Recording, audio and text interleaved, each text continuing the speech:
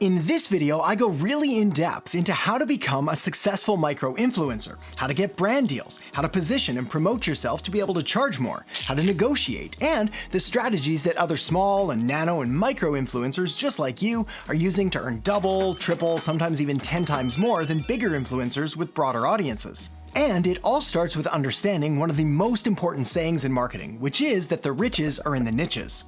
Whether you pronounce it niche or niche or noosh, yeah, don't do that. The concept is the same, and that is that having a smaller and more focused audience is worth more to you and to the brands that you want to attract than having a bigger, broader, and more general and spread out audience. There are other benefits to focusing on a specific topic or group of people as well, such as building a more engaged and interested and interactive community, but I'm getting ahead of myself, so more on that in a minute. For now, let's stay focused on the fact that as a micro-influencer, having a smaller but more focused and targeted audience is a strength, not a weakness. So the first question you need to ask is, what category does your content fall under? And the most profitable ones typically fall under one of three different categories: health, wealth, or relationships. So for example, if you're a fitness influencer, well, the category you'd fall under would typically be health. Forgot my weights. Can I borrow yours? If you do makeup tutorials, you would likely fall under relationships. And if you talk about investing or retiring early or living the laptop lifestyle working as a digital nomad, then your category would be under wealth. Sure, there are other categories and influencers like daily vloggers and travel channels and entertainment style content, but the most profitable ones almost always tend to help their audience become healthier, wealthier, or build a better relationship with someone. Now, if you find that your content is falling under a bunch of different categories, like say you're a fashion blogger who does food blogging, who also does some fitness videos, well, you're weakening your brand and your position by trying to do too many things at once, and you may need to rein it in just a little bit. Now, if you're doing this just for fun and you don't care about making money, then go nuts, do whatever you want. But if attracting a targeted audience and getting brand deals and sponsorships and getting paid is one of your goals, then it's important to remember an old expression in marketing that goes, if you try to appeal to everyone, you end up appealing to no one. So you gotta focus, especially in the beginning, as the real value that you're able to provide and the thing that most sponsors are looking for is someone with a niche audience that they can tap into. And my suggestion would be to focus on an area or a niche or a topic that you love and live pretty much every day. This is because both your audience and the brands that you're trying to attract are looking for authenticity. So if the things you're talking about are things that you're particularly passionate about, or things that you live and breathe and eat and sleep and basically revolve your entire life around, well, all the more better and the more attractive and the more interesting and engaging your content's going to be compared to someone that does something as, say, a general hobby. Next, you've got to make sure that you're presenting yourself and your content as something worth investing in, which means you've got to put your best foot forward. Before you reach out to brands, or if you're hoping that brands are going to reach out to you, you need to make sure that you clean up your channel and make sure that your house is in order. Essentially, just making sure that you and your content and your brand and business look like something that would be worth investing money into. So ask yourself, is your content up to a standard that you're happy with? Does your account and profile look friendly and warm and inviting and professional and worth investing in? And are you engaging regularly with your audience and responding to comments? For most influencers, your channel or whatever platform you're most active on is probably something that you started quite a few years ago, which means that there may be a few things in there you might not want to represent anymore. For example, maybe you started back in the day making prank videos, or you have copyright music, or maybe you just went on a rant one day about something you don't even care about anymore. Welcome back to the channel, it's your boy Adam. Don't forget to subscribe, hit the notification bell, click like, leave a comment below. Got a hot topic for you today: lemmings, boom, and how much they suck.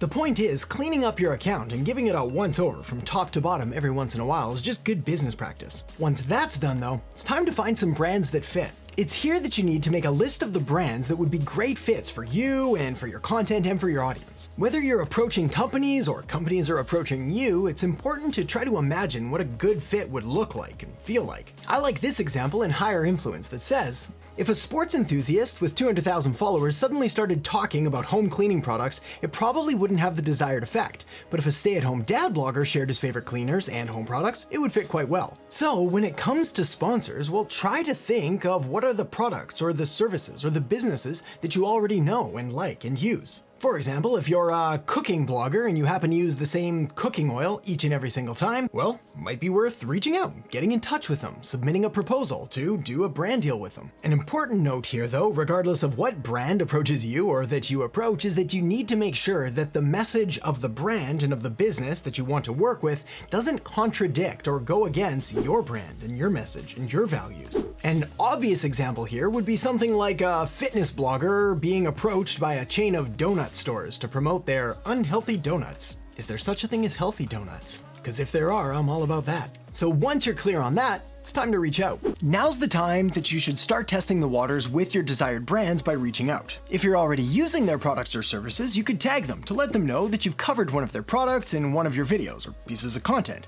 And if they feel that you are genuinely passionate about their product, then this makes a business relationship a whole lot easier. And when you email them about sponsorship, it'll feel less like a cold sales pitch and they might already know who you are. And of course, there will be brands that have reached out to you already, so make sure that you and your audience genuinely like these brands before agreeing to promote whatever they put in front of you. As I said before, the chain of donut stores ain't gonna go over too well on your fitness channel. The big thing to keep in mind here though, when it comes to working with brands, whether they reach out to you or you reach out to them, is the acronym WIIFM, which stands for What's in it for me? Though we should probably change that to WIIFT, What's in it for them, because that's the headspace you want to be in as you go through these next few steps. This is because, as great as you and your content are, at the end of the day, the brand has a business to run. They're not just in the habit of giving away free stuff or paying influencers for deals that aren't going to get them anything back in return. This is why it's important for you to both understand and to highlight the benefits of working with you,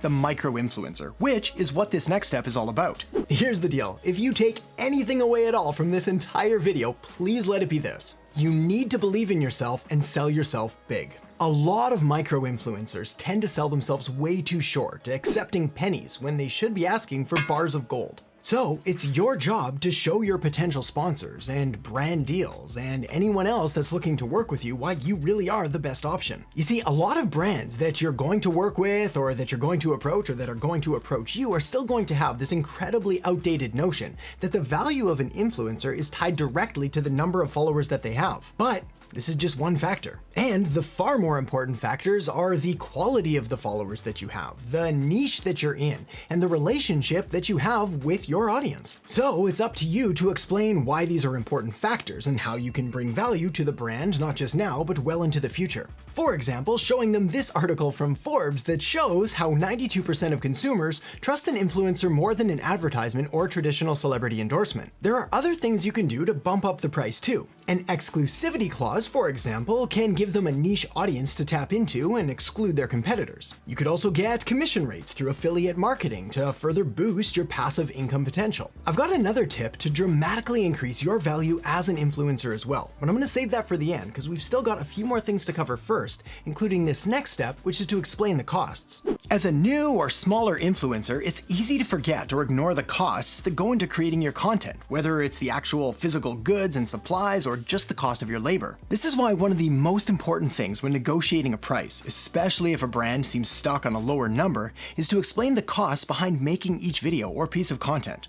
Talking about the equipment, the props, and the time you put into all of them, and you need to factor this into the price. Make this absolutely clear to them that there are expenses behind making content, and their price needs to outweigh the costs involved. Otherwise, you're essentially working for free, which is probably not the path you want to be taking. Of course, the key to knowing your value and knowing what to ask for comes down to doing a little bit of research ahead of time. So let's talk about that now. When you're negotiating, it's important to have at least a rough understanding of how much other creators and other influencers are charging and being paid. For example, this report by Impact right here lays out some numbers nice and clear. So I'll leave this up for 3 seconds now, and feel free to pause the video here and grab a screenshot or write all this down if you'd like. The big thing here is that it's really important to make sure that you're not being taken advantage of and that you really know your worth. And while your colleagues or your competitors may not want to or may not even be legally allowed to share the exact rate that they were charged, it is important to have a baseline to base your future rates off of. So if you happen to be friends with other influencers, well, make sure to talk to them about previous brand deals they've done or what they expect or what they ask for. And this is particularly useful if those people happen to be in the same industry or providing the same kind of content. content, as the numbers will be even more relevant and more specific. Of course, money is just one way to get paid, so don't be afraid to entertain alternative forms of payment, especially if you're just getting started.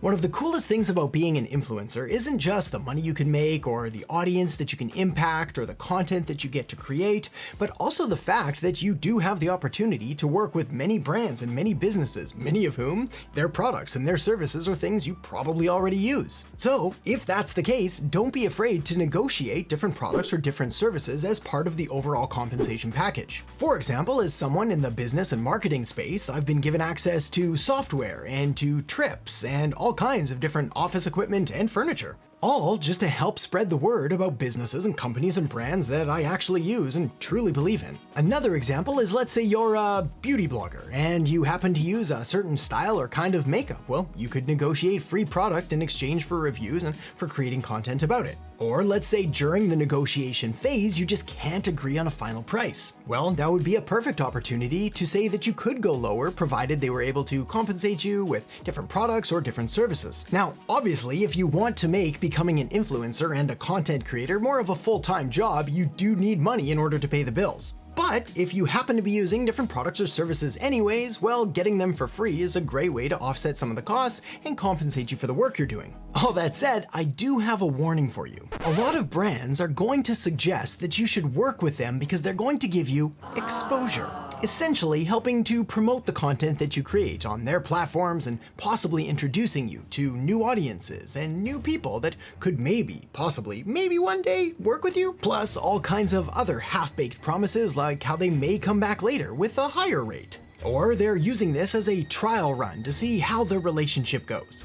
But unless they are a huge brand with a massive following and someone that you're going to be able to leverage later by saying that, hey, I also worked with these people, well, then you're going to want to think twice. As an example, a brand with, say, 10 followers offering to give you exposure isn't really going to be worth your time. And on that note, well, let's talk negotiation tactics next. As a micro-influencer, it's important that you treat this just like you would any other business. The first thing then is when negotiating on a rate for the sponsorship, see if you can get them to mention their price and the budget they're working with first. Now, admittedly, they'll usually come back with a request asking you how much it would cost, but if you start off too low, they may just jump at it, which means you're leaving a lot of money on the table. So on that note, if you are forced to come up with a number first, start off a little higher than you think. You don't need to give them some crazy outrageous price, but lead with something that you think is just a little bit above what you would expect. And unless it's completely crazy, they'll usually come back with oh, that's a bit more than we expected. Can you do it for X? The beauty of this is that you can negotiate the price down then and make them feel like you've done them a bit of a favor,